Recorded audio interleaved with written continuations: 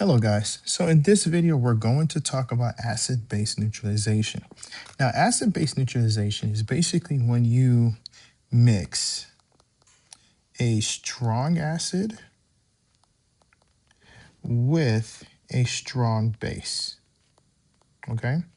And so when you mix a strong acid with a strong base, typically what ends up happening, you will always produce water and a salt, all right? And so let's kind of look at exactly how this looks like. All right, so we have something like HNO3.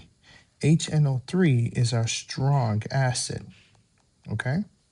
And then we have something like, and it's going to react it with, or we're going to mix it with, let's say, sodium hydroxide.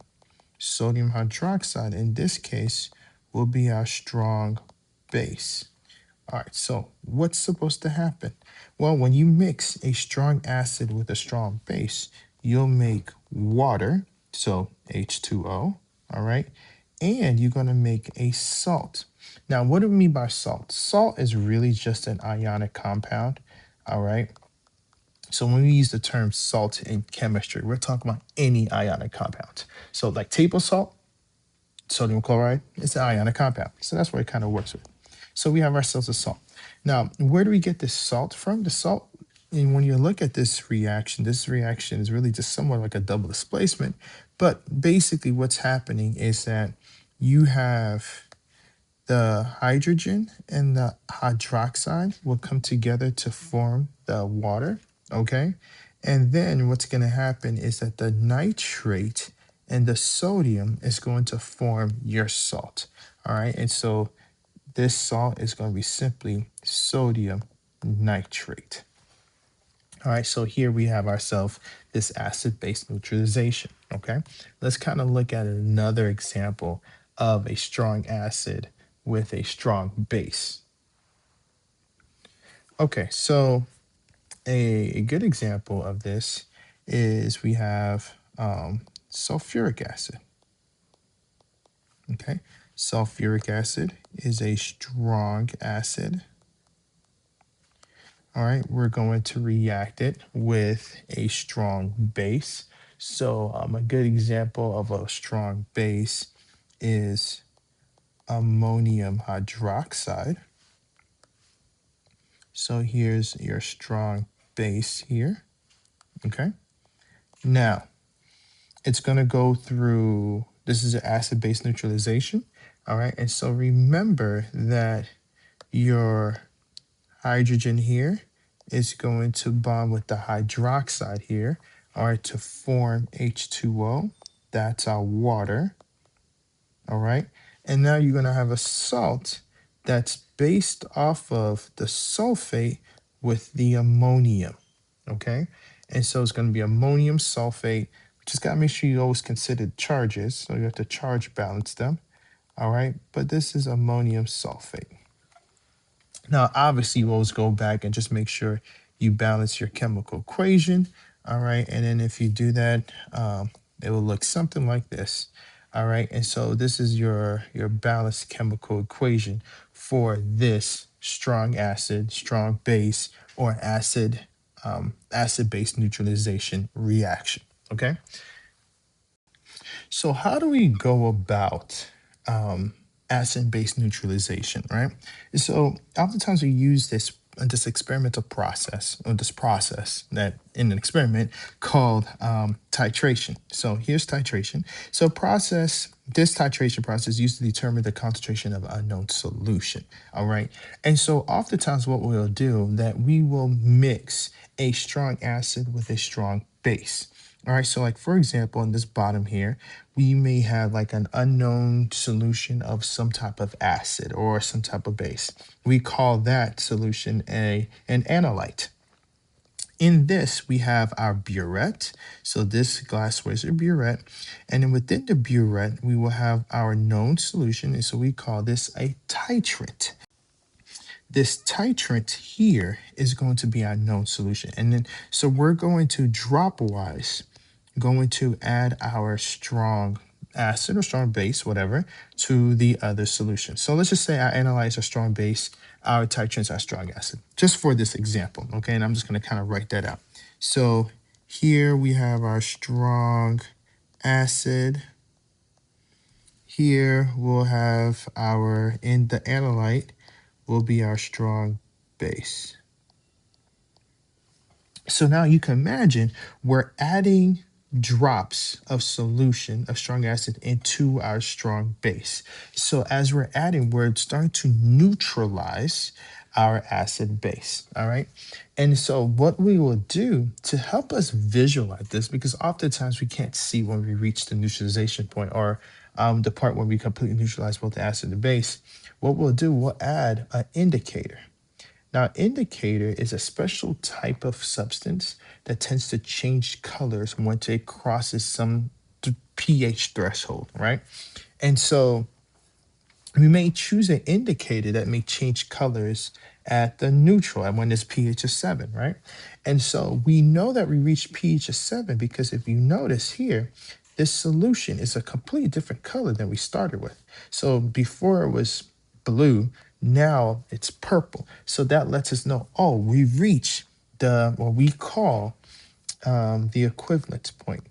Now, the equivalence point is basically the point in the solution where your hydroxides is kind of like the base portion of your solution, is equal to the concentration of hydroxide is equal to the concentration of hydrogen ions. All right. And that kind of represents the acid part of your solution. So when these two are equal to one another, all right, this is at this point where we have completely neutralized our solution. Okay. And the cool thing is that all this is calculated because we know, like, for example, you'll know what's the concentration. All right. So this solution has a known concentration. Okay. The burette had allowed us to figure out the volume. So you know the volume of the strong acid that you use. You know the concentration of the strong acid you use. You will know the volume of the base that you used. All right. And so then at that point, you can actually figure out the concentration of the base. Okay. And so let's go ahead and work through a couple of problems so that way you see exactly how we could figure out what's the concentration of a strong acid or a strong base based off of what we get here from a titration. All right, so here's a problem. What is the concentration of a 20 mil of LiOH if it's neutralized by 60 mils of 4.0 molar HCl? All right, so I'm going to actually teach you two different ways of getting the same answer. All right, which way you choose to figure this out, it's kind of on you. All right, but I'm just going to show you two different ways. So the first one I'm going to show you is stoichiometry. All right, so let's look at this from a stoichiometrical standpoint.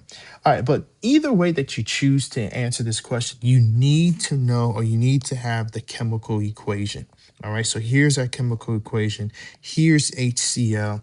All right, and so it turns out we have 4.0 molar of HCl.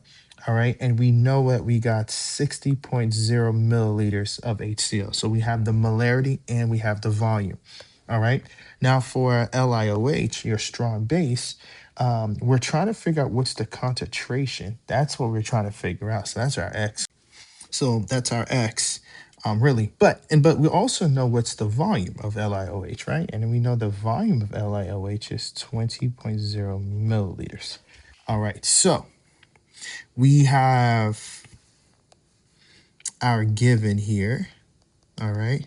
And then we're trying to figure out what's the concentration of our LiOH, all right? And so as I said, we could use stoichiometry. So basically, you always want to make sure that you have your balanced chemical equation here, and which we do. Our chemical equation is balanced.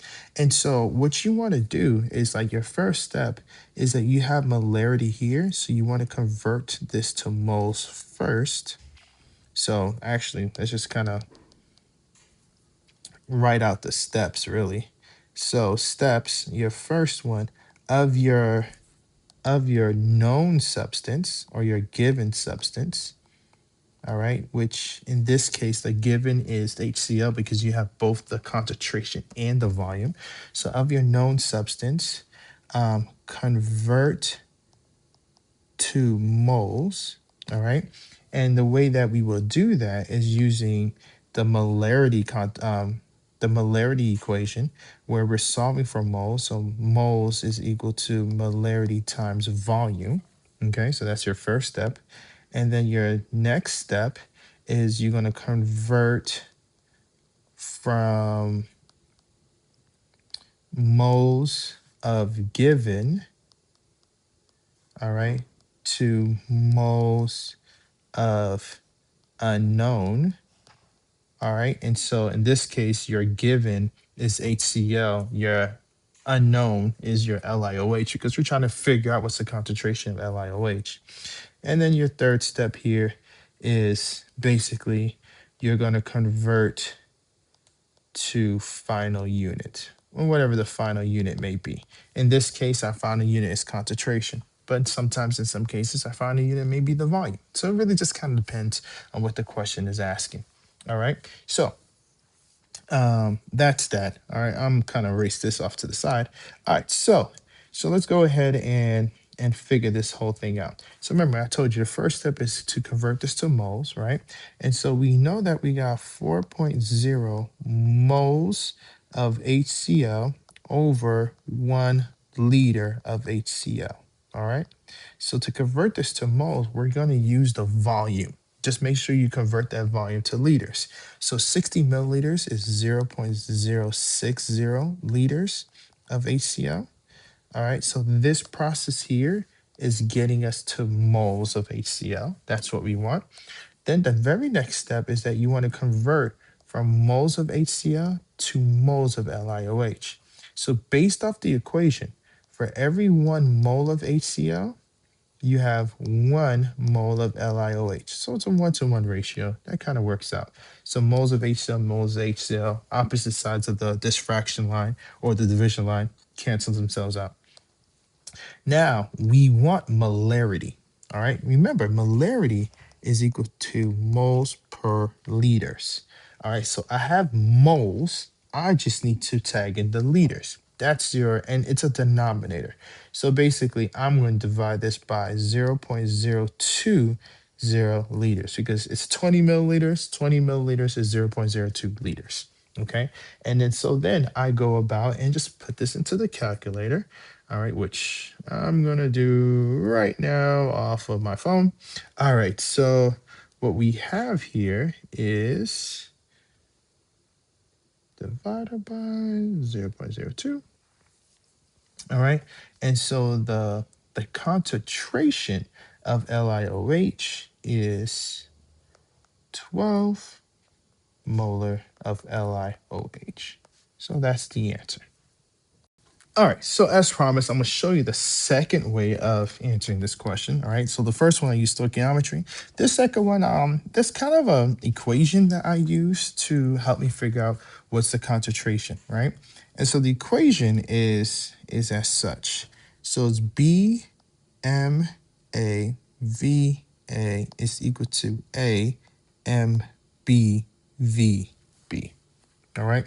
And so let me explain to you what each of these mean. All right. So let's start off with B.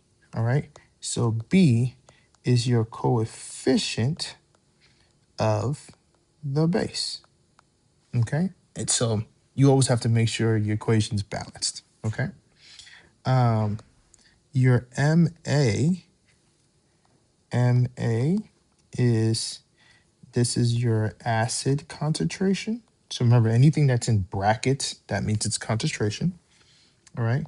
VA is the volume of the acid. So volume, acid volume. Okay. This A here is the coefficient of the acid. All right. MB is the concentration of your base. VB is That's your volume of your base. Okay? So that's the equation. BMAVA equals A and BVB. All right? And so let's go ahead and plug this in. All right? Based off what we have here. So B is the coefficient of your base. What's the coefficient? 1. So 1. All right? MA is your acid concentration. What's the concentration of the acid? It's 4.0. VA is the volume of the acid. What's the volume of the acid? It's 60 milliliters or 60 or 0.06 liters. So 0.060 liters is equal to, what's the coefficient of the acid? Well, let's look at the equation. The coefficient of the acid is 1. MB, what's the concentration of the base? Well, that's what we're looking for. So we're solving for MB, so I'm just going to write that down there. And then VB, what's the volume of the base? It's 20 milliliters, or in other words, 0.020 liters. So now what I'm going to do is solve for MB. All right. And so if I solve for MB, basically what we have is MB is equal to 1 times 4.0 times 0.060, all right, divided by 1 times 0.020. Now, when you plug this into the calculator correctly, you'll find that MB is 12 molar, just like we did the first time. So those are the two different ways that we could calculate calculate how much of the acid or the base that we have after neutralization has taken place. All right, see you next time.